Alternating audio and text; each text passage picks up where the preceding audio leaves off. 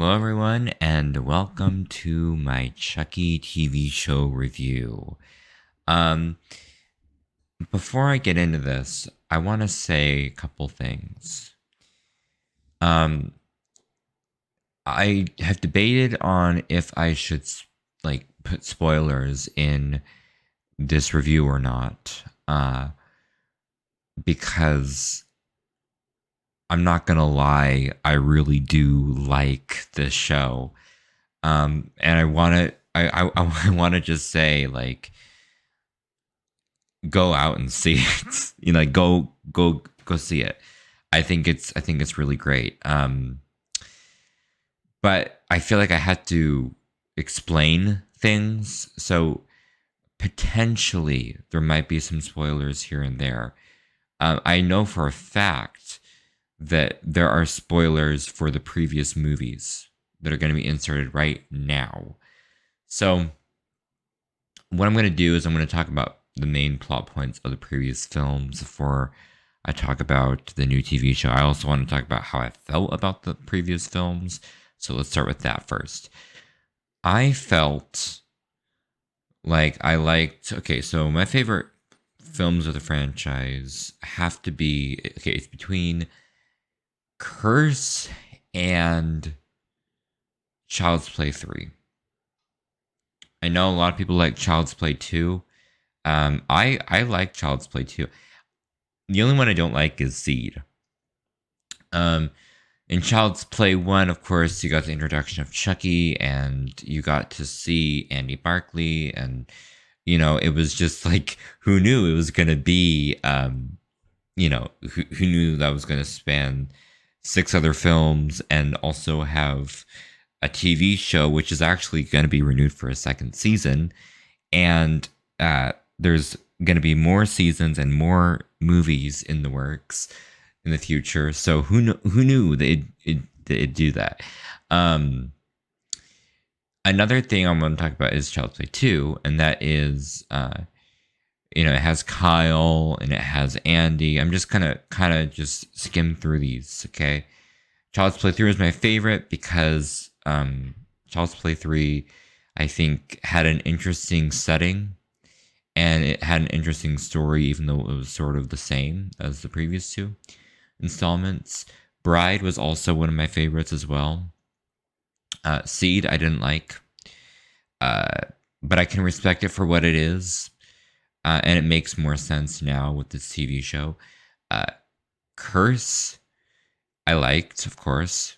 I liked the darkness and the tone of it. That's where we got Fiona Dourif, who made her first appearance on the show as Nika Pierce. And then Cult, we sort of get to see what the aftermath was of Curse. Cult, I didn't hate Cult.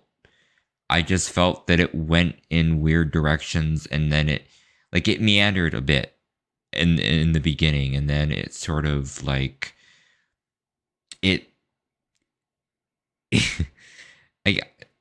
for me, it just meanders a bit, and then it finally gets to the point. So yeah.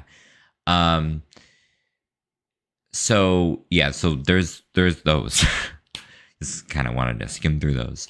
Now let's talk about the actual TV show, okay? So one thing I did, so going into this TV show, I was like, all right, there's a lot that's on the table here, okay? First, you got the plot of the multiple Chuckies, and I knew that was going to be fully explored. I really was like going in with absolute no expectations at all. I wanted to go in and see what it was like, just on itself. And I even thought, should I even do this review? Because it's going to be very biased. Spoiler warning though. So this review, sorry, no, this TV show, is really good. I wouldn't say it's fantastic, but I would say that there's a lot of things that I did like, and there was only a couple things that I didn't like. So the good outweighs the bad. And I want you to know that I was ranking the episodes as they were coming out. And episode 1 I liked a lot. Episode 2, okay, so let me just do the ranking for the episodes real fast. Episode 1 was a 10 out of 10 for me, okay? Because it was a great way of introducing the plot and the characters and sort of giving you an idea of what's going on in the show. Uh, Episode 2 was a 9. Episode 3 was a 10. Episode 4 was, I believe, an 8. Episode 5 was I think it was like a 9. Um, and I'm trying to remember what I ranked them at. And then uh, episode 6 was a 9. Episode 7 was a 9. And episode 8. Sorry, no. Episode 7 was a 10. Episode 8 was a 8 out of 10. So, and for those of you wondering, yes, I know I never do that. I thought I would do that for this time, this occasion, but I normally don't do that. I want to just sort of give my opinions about the show. Here's what I liked. I liked the characters in here. I really did. I liked that they focused on the new characters first and then slowly implemented the OG characters over time. I think that was really great. And I think like one of the best things about this show is that it changes the normal formula of how TV is nowadays. TV shows, they always nowadays have the beginning part of, okay, let's introduce our characters, and then the middle part of the episode is them going on their adventure, and then there's a, there's a I'm sorry, I forgive you, climax. Well, there's something that happens in the middle there that makes there be an I'm sorry and I forgive you. Like I talked about this in my revisiting legacies review. I was like, yeah, no, I'm sick and tired of the way this is. I might have mentioned it there. I'm not sure. Maybe. I think I mentioned it. But that's where it's really the most apparent. So here is the thing. While I did like the show, there were a few things that I was a little iffy on before I started it. I was like, okay, well, they're going to be having a gay character in. And I was like, all right, they could either do it really shitty and over stereotype the person and make them like not relatable at all and not likable at all, or they could do it really well and open up a conversation about it, and they could do a great job with it. I think that they did a great job with it. I really do. In most, and this is why this I'm going to talk about the LGBT community here. I'm not hating on the LGBT community, but I think in a lot of times there is this stereotype that goes on in television where it's like the gay character has to be overly gay, right? Or overly, and it's like, yeah, no, there might be some people out there that are like that, but not every single gay person out there is like that, and I'm sure of that. So it was nice to see that, while they did take some time here and there to focus on that relationship, they spent a good majority of the time focusing on the actual plot. So it didn't distract us in any way. And I think that was the best way of dealing with it, because it wasn't distracting. You could still root for Jake, and you could still root for Devin, and you could still like their relationship without it being pushed in your face. I'm gonna be honest with you. my only complaints now, because here's the thing. When I was like kind of like thinking about the episodes, I was like, oh, okay, I don't like this, I don't like that. But the thing is that it just kept getting better and better each episode, and all the problems that I've had were fixed within the next episode or within the next two episodes. So so any complaint that I had towards the beginning of the season is now gone, out of, complete goneness. But what I do have a problem with is I don't know what their goal is with Nika and Tiffany. That to me, I was really confused at the season finale that we had. I'm like, I said it was an 8, but now I'm thinking about it as being more of like a 7.9, or like a 7, because while the season finale isn't bad, it just leaves a lot of questions and not a whole lot of answers. And you know, the reason why I like episode 7 the most is because episode 7 is probably my favorite, because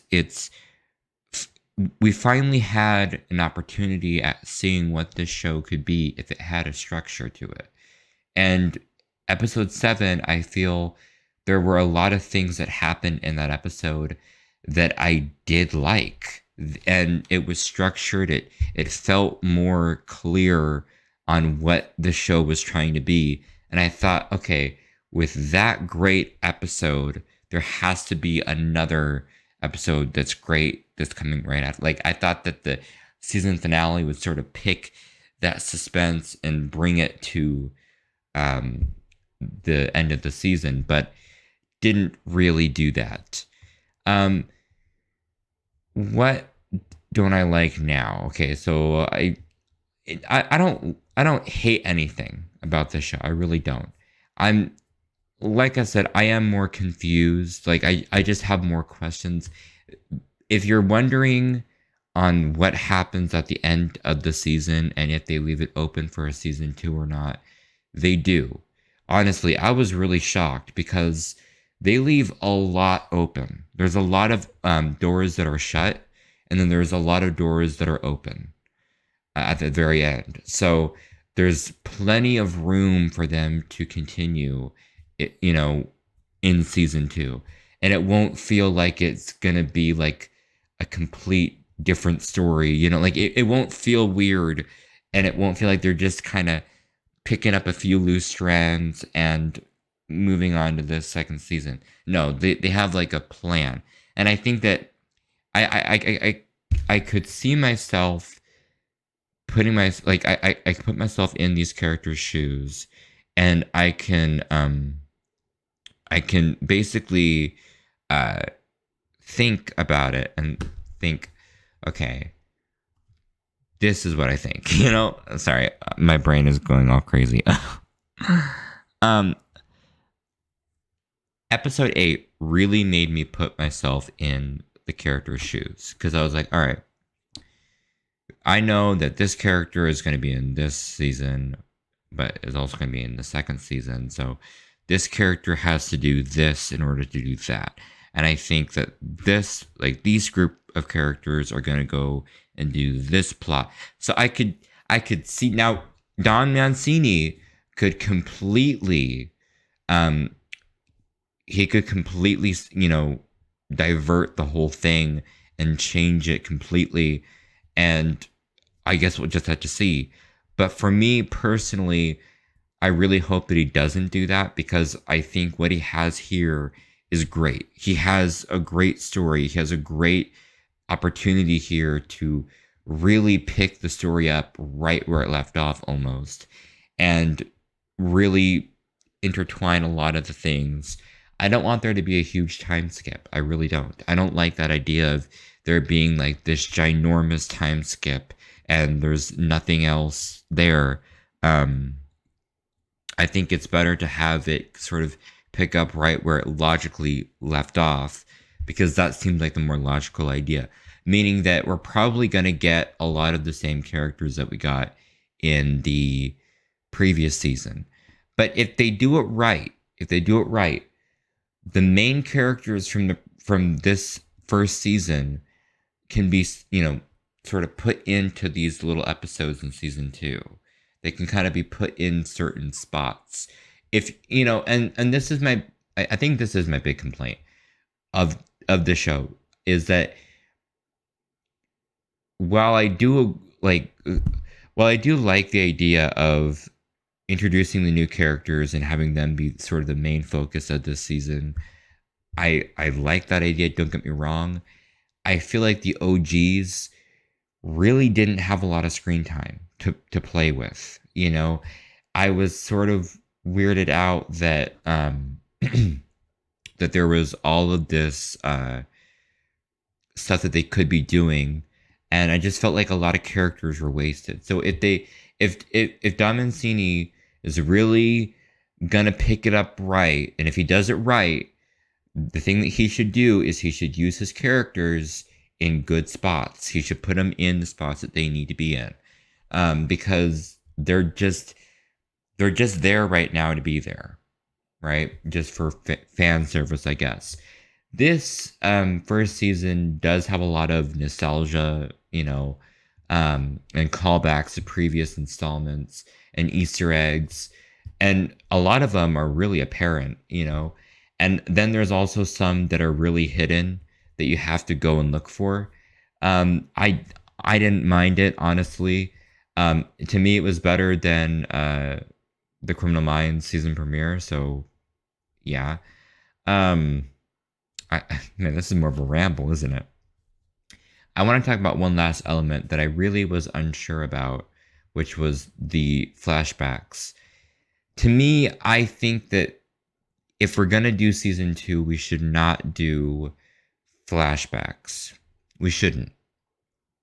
Because at the end of the day, the flashbacks just confuse people, confuse long term fans who've been a part of the franchise for a while. It just confused them on the timeline, which I can remember that in the Reddit, because I've been on the Reddit looking at all the theories that people have, and I've been looking at all the reviews that people are doing and all that, and making sure that that I know what to cover and what not to cover. Um, well, let me just tell you something. Uh, a lot of people were upset at the fact that they really were inconsistent with the timeline of the show and of where Colt takes place, and it, kind of took people out of it, because there was a lot of things that happened in the show that kind of not really retconned it. But yeah, I'll leave that open for you guys. But it just kind of made things a little strange because it didn't really feel like it was picking up right where it needed to. Um, but in season 2, don't do flashbacks, because I feel like the flashbacks, even though they were great and I've liked them, I feel like at times they just, you know, when I see a character being wasted and I see this slot in this episode where they could, put that character in, right? Like they could at least give that character a story to put them there, and they don't. I'm like, oh my god, because it's like you have a, you have a character that's just not being used whatsoever, and you might as well not even have them in the show, but you have them there because they're they're one of the OGs, or maybe they're both of the OGs, and yet you're replacing like potentially great scenes of these characters with flashbacks of something that I feel like we really didn't need. I mean, they really don't add a lot of backstory to um, Charles Lee Ray that we don't even like, that we don't already know, right? It just kind of confirmed a couple of our beliefs, like, he was just fucked up right from the very beginning, right? That was just his thing, okay? So for me personally, I think that The flashbacks just didn't need to be there. It didn't. I mean, it's one thing if it's like a flashback for like events that happened in between episodes to sort of explain like how Lexi got out of a certain situation. Again, I'm trying not to give spoilers, but there might be some spoilers here and there. Um, but yeah, I was just like, you know, overall, my rating that I'd give this episode, well, this season is a solid 9.5 out of 10. While I do think that it is a good show and that it has a great premise, I think that a lot of the executions could have been a bit better. But I'll give this show credit because they did have those 7 other films that people like. So yeah, to me, I feel like let's cut them some slack. Um, and we'll see how season 2 goes. And if you guys want a season 2 review, I'll do it. I'll absolutely do it. I'll revisit the show. I will definitely be watching. And if you haven't seen the very beginning of this review, I will just say first and foremost that yes, you should go watch it. I purposefully did not spoil it for you, or I put not too many spoilers in for you. So you could go and watch it. Please go watch it. Don't get spoiled. Watch it. It's on Peacock now. Watch it. It's absolutely 110% worth watching. And I would absolutely recommend it.